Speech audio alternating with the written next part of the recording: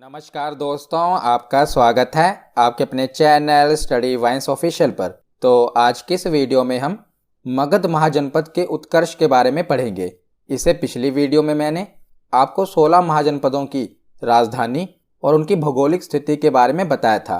अगर आपने वो वीडियो नहीं देखी तो हिस्ट्री की प्लेलिस्ट में जाकर जरूर देख लेना। आज हम मगध महाजनपद के बारे में पढ़ेंगे। इससे एक न एक प्रश्न आपकी परीक्षा में पूछा ही जाता है। चाहे आप किसी भी परीक्षा की तैयारी कर रहे हों, मगध महाजनपद आपके लिए वेरी इंपॉर्टेंट है। तो पहले हम इस टॉपिक को पढ़ेंगे, कहानी की तरह समझेंगे और लास्ट में प्रीवियस ईयर क्वेश्चन भी कवर करेंगे। तो पहले आप वीडियो को कहानी की तरह सुनना और लास्ट में प्रीवियस ईयर क्वेश्चन जरूर अटेम्प्ट करना। तो चलिए बिना देरी किए हुए वीडियो को शुरू करते हैं। तो चलिए वीडियो की शुरुआत करते हैं।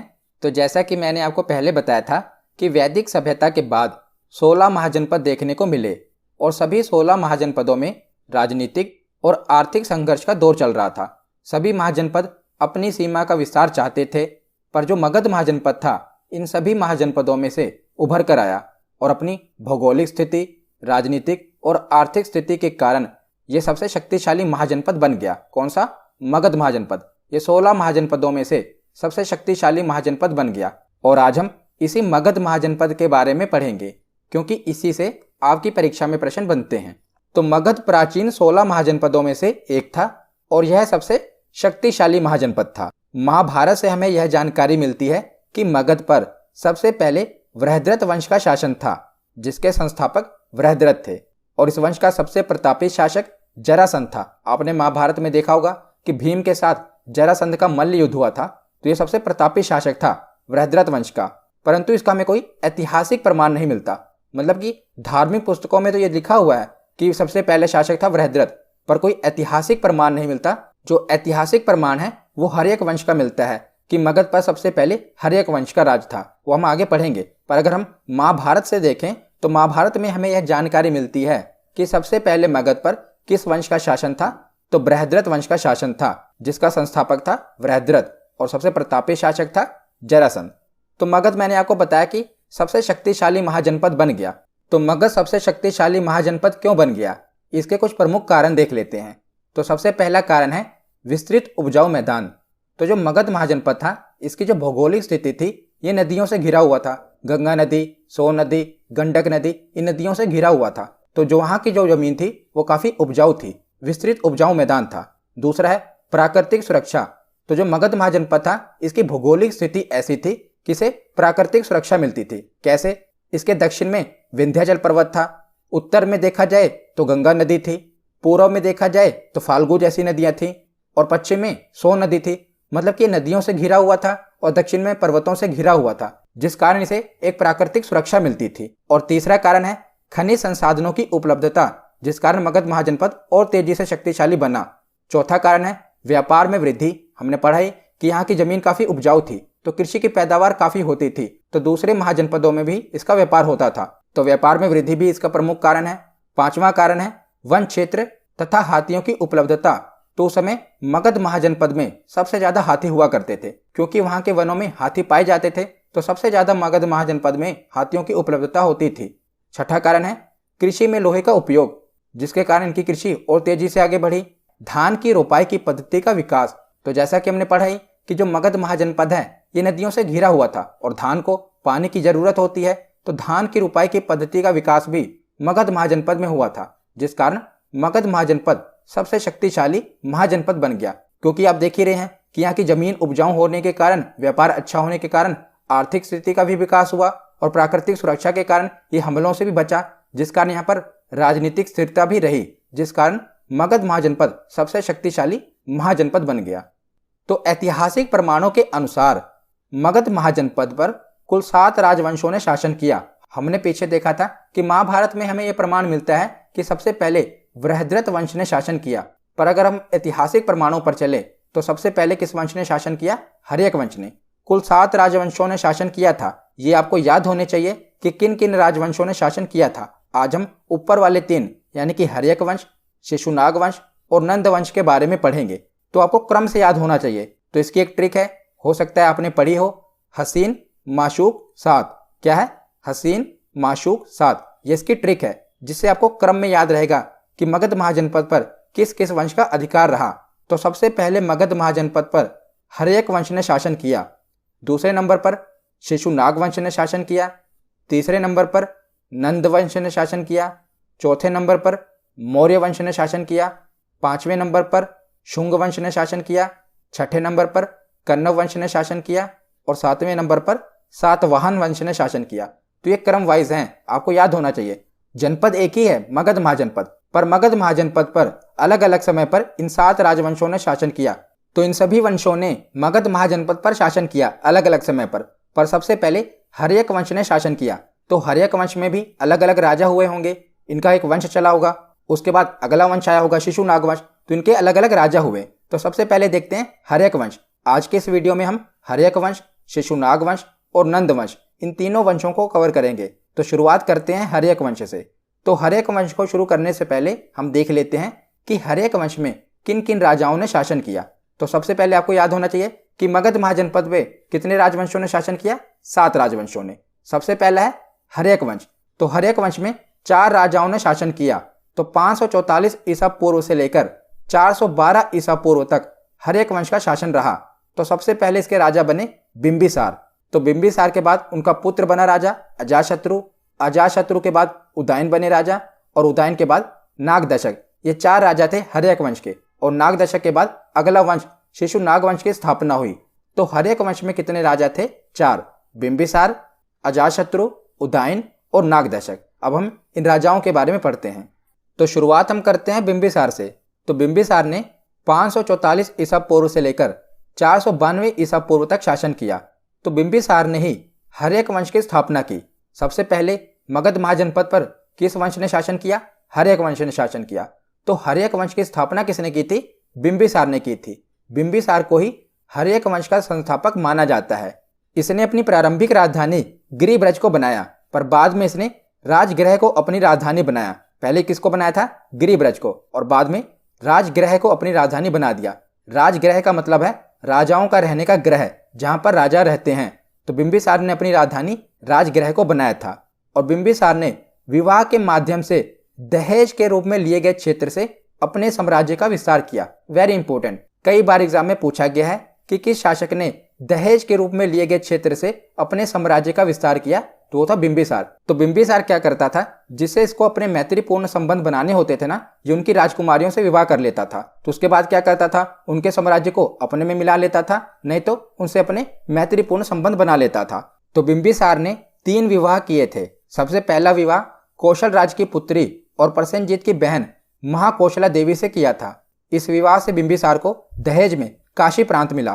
तो मगध के बाद इसने, ये देख रहे हैं आप काशी, इसको भी अपने साम्राज्य में मिला लिया। दहेज में इसे मिला था। तो ये हो गया पहला विवाह। दूसरा विवाह इसने चेलना, जिसे कई लोग छलना भी कहते हैं, चेलना से किया। यह वैशाली की लिच्छवी राजकुमारी थी। तो वहां से इसने विवाह कर लिया, जिसके बाद वैशाली से भी इसके मैत्रीपूर्ण संबंध बन गए। और तीसरा विवाह छेमा पंजाब के मद्र कुल की राजकुमारी से कर लिया। तो पंजाब की राजकुमारी से भी इसने अपना विवाह कर लिया। तो देख रहे हैं आप, तो दहेज के माध्यम से इसने अपने साम्राज्य का विस्तार किया और जो देश हैं उनसे मैत्रीपूर्ण संबंध बनाए। और बिंबिसार ने अपने शासनकाल में अंग राज्य को जीत लिया। जो आप देख रहे हैं अंग राज्य, इसको उसने जीत लिया और अपने साम्राज्य का विस्तार कर लिया। अब मगध साम्राज्य अंग तक फैल गया और अंग को जीतने के बाद इसने वहां पर सेनापति अपने बेटे अजातशत्रु को बना दिया। तो अंग का सेनापति किसको बना दिया गया? अजातशत्रु को। इसी का बेटा था अजातशत्रु। इसी के समय में अवंती के राजा प्रद्योत, ये आप देख रहे हैं अवंती, यहाँ के राजा थे प्रद्योत। इन्हें एक लाइलाज बीमारी हो गई थी उस समय, पांडु रोग। इसका कोई इलाज नहीं था।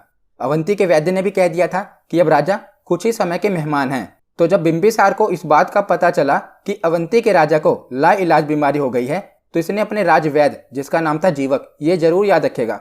जीवक कहाँ का राजवैद्य था? बिंबिसार का राज्यवैद्य था। यह काफी मशहूर राज्यवैद्य था उस समय का। तो इसने जीवक को प्रद्योत के पास भेजा उसके इलाज के लिए। और जीवक के इलाज के बाद अवंती के जो राजा हैं वो स्वस्थ हो गए, मतलब कि ठीक हो गए, उनकी बीमारी ठीक हो गई। उसके बाद अवंती के राजा प्रद्योत काफी प्रसन्न हुए और उसके बाद बिंबिसार और अवंती के, यानी कि बिंबिसार और प्रद्योत के काफी मैत्रीपूर्ण संबंध बन गए। अब दोनों मित्र बन गए। तो यहाँ पर हमने क्या क्या पढ़ा, एक बार रिवीजन कर लेते हैं बिंबिसार के बारे में। तो बिंबिसार ने ही हर्यक वंश की स्थापना की। सबसे पहले इसने अपनी राजधानी गिरिब्रज को बनाया, पर उसके बाद में इसने अपनी राजधानी राजगृह को बना दिया। और बिंबिसार ने विवाह के माध्यम से दहेज के रूप में लिए गए क्षेत्र से अपने साम्राज्य का विस्तार किया। इसने अपना प्रथम विवाह कौशल राज की पुत्री महाकौशला देवी से किया, जिसके बदले में इसे दहेज में काशी प्रांत मिल गया। दूसरा विवाह इसने चेलना, जो कि वैशाली की लिच्छवी राजकुमारी थी, उनसे किया। तीसरा विवाह छेमा, पंजाब के मद्र कुल की राजकुमारी से किया। और बिंबिसार ने अपने शासनकाल में अंगराज्य को जीत लिया। और जब इसे पता चला कि जो अवंती है वहां के राजा प्रद्योत कोई बीमारी हो गई है, लाइलाज बीमारी है, तो इसने अपने राज्य वैद्य जीवक को भेज दिया। और जीवक के इलाज के कारण वहां के राजा का स्वास्थ्य ठीक हो गया, जिसके बाद वहां से भी इसके मैत्रीपूर्ण संबंध हो गए। तो इसके बाद क्या हुआ, जो इसका बेटा था अजातशत्रु, इसने अपने पिता से कहा होगा कि पिताजी राजगद्दी खाली कर दो, अब मेरी भी कुछ महत्वाकांक्षाएं हैं, बहुत समय हो गए, अब आप बूढ़े हो गए, अब मुझे राजगद्दी पर बैठा दो। पर बिंबिसार नहीं माना, उसने अपने बेटे की फीलिंग्स नहीं समझी। इसके बेटे ने समझाया होगा कि अब आपकी उम्र हो गई है, अब मेरी भी कुछ महत्वाकांक्षाएं हैं, उनको मैं राजगद्दी पर बैठकर पूरा करना चाहता हूँ। पर बिंबिसार ने उसकी एक भी बात नहीं मानी और उसको राजगद्दी नहीं दी। तो उसके बाद क्या हुआ, अजातशत्रु ने अपने पिता बिंबिसार के पेट में भाला घोंप दिया और मार दिया, और उसके बाद खुद राजगद्दी पर बैठ गया। तो उसके बाद हम कहानी में आगे चलते हैं, बिंबिसार के बाद अजातशत्रु को देखते हैं। तो अब हम पढ़ते हैं अजातशत्रु के बारे में। तो अजातशत्रु ने 492 ईसा पूर्व से लेकर 461 ईसा पूर्व तक मगध पर शासन किया। तो 492 ईसा पूर्व में बिंबिसार की हत्या उसके पुत्र अजातशत्रु के द्वारा कर दी गई, और उसकी मृत्यु के पश्चात अजातशत्रु ने अपना शासन प्रारंभ किया। अतः इसे पितृहंता कहते हैं। किसे?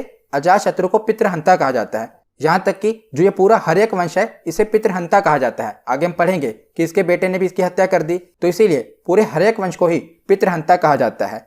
तो अजातशत्रु का अर्थ क्या है? तो शत्रुओं का नाश करने वाला, इसे अजातशत्रु कहा गया। और इसी का अन्य नाम है कुणिक। तो यह भी कई बार पूछा गया है कि कुणिक किसका नाम है, तो अजातशत्रु को ही कुणिक कहा जाता था। अजातशत्रु के काल में पहली बौद्ध संगति हुई थी। मैंने बौद्ध धर्म वाली वीडियो में बताई थी कि पहली बौद्ध संगति कहाँ पर हुई थी, किसने करवाई थी, तो अजातशत्रु के ही शासनकाल में हुई थी। वहां पर मैंने डिटेल में बताया था, यहाँ पर मैं आपको बता देता हूँ बस कि पहली बौद्ध संगति अजातशत्रु के काल में हुई थी। अजातशत्रु को लगा कि अपनी सीमा का विस्तार करना चाहिए, तो इसने क्या किया कि वैशाली पर आक्रमण कर दिया, और वैशाली पर आक्रमण करके इसने जीत भी लिया और उसे अपने साम्राज्य में मिला लिया। तो जब इसने वैशाली पर आक्रमण किया था, तो इसने उस समय युद्ध में 2 नए हथियारों का प्रयोग किया था। कौन कौन से हथियार? एक है रथमूसल, दूसरा है महाशिलाकंटक। ये 2 नए हथियारों का उस समय प्रयोग किया गया था। किसके द्वारा? अजातशत्रु के द्वारा। तो जैसे आपने बाहुबली फिल्म में देखा होगा, रथ के आगे वो चक्र लगा होता है, कुछ उसी टाइप का होगा रथमूसल। और महाशिलाकंटक आपने देखा होगा कि बाहुबली वो पत्थर बरसाता है ना ऊपर, उसी प्रकार कुछ महाशिलाकंटक हुआ होगा। तो 2 प्रकार के हथियारों का प्रयोग किया गया था अजातशत्रु के द्वारा। तो इन हथियारों की मदद से इसने वैशाली के राजा को हरा दिया और वैशाली के साम्राज्य को अपने में मिला लिया। तो अजातशत्रु ने भी अपने साम्राज्य का विस्तार कर लिया। तो इसके बाद इसका बेटा उदयन इसके पास आया होगा, तो उसने भी कहा होगा कि पिताजी अब आपने भी अपने साम्राज्य का विस्तार कर लिया, बहुत कुछ आपने देख लिया, अब मुझे भी राजगद्दी पर बैठना है, मेरी भी महत्वाकांक्षाएं हैं। पर अजातशत्रु ने लगता है इतिहास से कुछ भी नहीं सीखा। जिस प्रकार इसने अपने पिता की हत्या की और राजगद्दी पर बैठ गया, पर इसने इतिहास से कुछ नहीं सीखा। इसने राजगद्दी खाली नहीं की और इसके बेटे ने क्या किया, इसके पेट में ही छुरा घोंप दिया, और छुरा घोंपने के बाद वो भी इसी की तरह राजगद्दी पर बैठ गया। तो इसने अपने पिता की हत्या की थी, अजातशत्रु ने बिंबिसार की, और अजातशत्रु के बेटे उदयन ने अजातशत्रु की हत्या कर दी, और उसके बाद वो राजगद्दी पर बैठ गया। तो आगे अब हम चलते हैं और उदयन के बारे में पढ़ते हैं। तो इसे उदयन और उदयन कहा जाता है। तो 461 ईसा पूर्व से लेकर 445 ईसा पूर्व तक उदयन का शासन रहा। इसने भी अपने पिता की हत्या की थी, इसीलिए इसे भी पितृहंता कहा जाता है। इसने क्या किया कि गंगा और सोन नदी के संगम के समीप एक शहर की स्थापना की, जिसका नाम इसने पाटलिपुत्र रखा, जिसे आज पटना कहा जाता है। और इसने राजगृह से राजधानी बदलकर पाटलिपुत्र को अपनी राजधानी बनाया।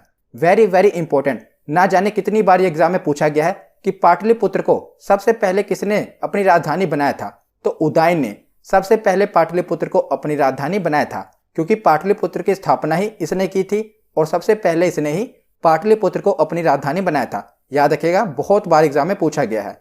तो उदयन ने इतिहास से सीख ली थी। इसने अपने बेटे को कह दिया होगा कि जब भी तुझे लगे राजगद्दी पर बैठना है मुझे बता देना, मारना मत, मैं समझता हूं कि तुझे राजगद्दी पर बैठना है, मैं तुझे राज्य दे दूंगा। तो उदयन की हत्या इसके बेटे ने नहीं की थी। इसने अपने बेटे को अपना राज्य सौंप दिया था, उसका नाम था नागदशक। तो नागदशक मगध का अगला शासक बना, परंतु जो नागदशक था एक अयोग्य शासक था, मतलब कि इतना शूरवीर नहीं था।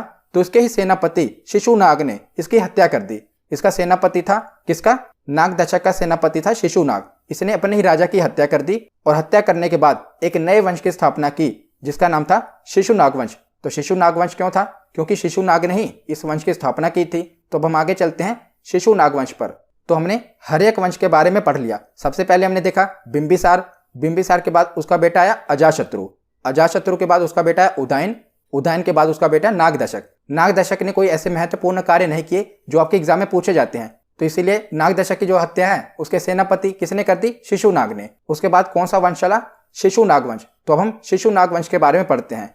तो शिशुनाग ने 412 ईसा पूर्व से लेकर 394 ईसा पूर्व तक मगध पर शासन किया। तो इस वंश का संस्थापक शिशुनाग था। इसने अपनी राजधानी वैशाली को बनाया। इंपॉर्टेंट है, अभी कौन सी राजधानी थी? पाटलिपुत्र। हमने पीछे पढ़ा था ना कि उदयन ने राजगृह से पाटलिपुत्र को अपनी राजधानी बनाया था, पर जब शिशुनाग आया तो इसने क्या किया? वैशाली को अपनी राजधानी बना दिया। ये इंपॉर्टेंट है। उसके बाद मगध का शासक इसका बेटा कालाशोक बना। तो कालाशोक मतलब कि जो शोक का भी काल हो, इसका नाम था कालाशोक। इसने क्या किया? वापस फिर से पाटलिपुत्र को ही राजधानी बना दिया। इसके पिता ने, शिशुनाग ने, पाटलिपुत्र से राजधानी चेंज की थी और वैशाली को राजधानी बनाया था, पर कालाशोक ने वैशाली से चेंज कर जो पाटलिपुत्र पहले राजधानी थी उसी को फिर से राजधानी बना दिया। और जो द्वितीय बौद्ध संगति हुई थी वो भी कालाशोक के समय हुई थी। तो बौद्ध संगतियां तो मैंने आपको अलग से बताई हुई हैं। अगर आपने बौद्ध धर्म वाली वीडियो देखी होगी तो वहां पर मैंने आपको बताया था कि जो दूसरी बौद्ध संगति हुई थी ये कालाशोक के समय हुई थी। पहली किसके समय हुई थी? तो अजातशत्रु के समय। और दूसरी बौद्ध संगति किसके समय हुई थी? कालाशोक के समय। तो उसके बाद है कि जो शिशुनाग वंश है इसका अंतिम शासक था नंदीवर्मन। और नंदीवर्मन की हत्या किसने कर दी? महापद्मानंद ने। और यहीं से फिर एक नए वंश की शुरुआत होती है। तो शिशुनाग वंश में हमने क्या क्या पढ़ा कि शिशुनाग वंश की स्थापना की थी शिशुनाग ने, और इसने क्या किया कि राजधानी वैशाली को बना दिया। उसके बाद इसका बेटा कालाशोक मगध का शासक बना और उसने पाटलिपुत्र को वापस राजधानी बना दिया। और द्वितीय बौद्ध संगति भी इसी के समय हुई। उसके बाद जो शिशुनाग वंश था इसका अंतिम शासक बना नंदीवर्मन, और नंदीवर्मन की हत्या महापद्मानंद ने कर दी। और उसके बाद एक नए वंश की स्थापना हुई। कौन से वंश की स्थापना हुई? नंद वंश की स्थापना हुई। तो अब हम नंद वंश के बारे में पढ़ते हैं। तो महापद्मानंद 344 ईसा पूर्व से लेकर 326 ईसा पूर्व तक इसने मगध पर शासन किया। तो नंद वंश का संस्थापक महापद्मानंद था। पुराणों में उल्लेख मिलता है कि नंद वंश का शासक शूद्र था। तो पुराणों से हमें पता चला है कि जो महापद्मानंद था यह जाति से शूद्र था, फिर भी इसने मगध पर शासन किया। तो महापद्मानंद इस वंश का सबसे महान शासक बना था, जिसने अनेक क्षत्रिय राजाओं को जीतकर अपने राज्य में सम्मिलित कर दिया। तो अनेक क्षत्रिय राजाओं को जीतने के बाद इसने एक उपाधि धारण की जो थी सर्वक्षत्रांतक, जिसका अर्थ है क्षत्रियों का नाश करने वाला। हमने पढ़ा ना कि इसने अनेक क्षत्रिय राजाओं को जीतकर अपने राज्य में सम्मिलित कर लिया था। उसके बाद इसने कलिंग पर आक्रमण किया और कलिंग को जीतकर एक राट की उपाधि धारण की। तो यह भी एग्जाम में पूछा गया है कि एक राट की उपाधि धारण करने वाला शासक कौन था? तो महापद्मानंद। आजकल का जो उड़ीसा वाला इलाका है ना वही कलिंग है। तो कलिंग में बहुत आक्रमण आपने देखे होंगे कि अशोक ने भी कलिंग पर आक्रमण किया था, क्योंकि जो कलिंग था वो अपने वनों यानी कि जंगलों और हाथियों के लिए काफी फेमस था। तो कलिंग को जीतकर महापद्मानंद ने किसकी उपाधि धारण की? एक राट की। जब इसने क्षत्रियों को जीता था तो इसने किसकी उपाधि धारण की थी? सर्वक्षत्रांतक। और जब इसने कलिंग पर विजय प्राप्त की तो इसने एक राट की उपाधि धारण की। और इसकी जानकारी हमें कैसे प्राप्त हुई? किसने कलिंग पर विजय प्राप्त की? तो कलिंग नरेश ने एक शिलालेख बनवाया, हाथी गुम्फा अभिलेख, जिससे हमें पता चला है कि महापद्मानंद ने कलिंग पर विजय प्राप्त की थी। और इसी ने कलिंग में सिंचाई हेतु एक नहर का निर्माण भी करवाया था। किसने? महापद्मानंद ने। यह भी हमें हाथी गुम्फा अभिलेख से पता चला है। तो महापद्मानंद के कुल 8 बेटे थे, जिसमें से एक बेटा था धनानंद। तो इसके बाद यानी कि महापद्मानंद के बाद इसका बेटा धनानंद नंद वंश का अगला शासक बना। तो अब हम धनानंद के बारे में पढ़ते हैं। तो धनानंद ने 326 ईसा पूर्व से लेकर 322 ईसा पूर्व तक नंद वंश पर शासन किया। और नंद वंश का अंतिम शासक भी धनानंद था। यह बहुत ही क्रूर शासक था।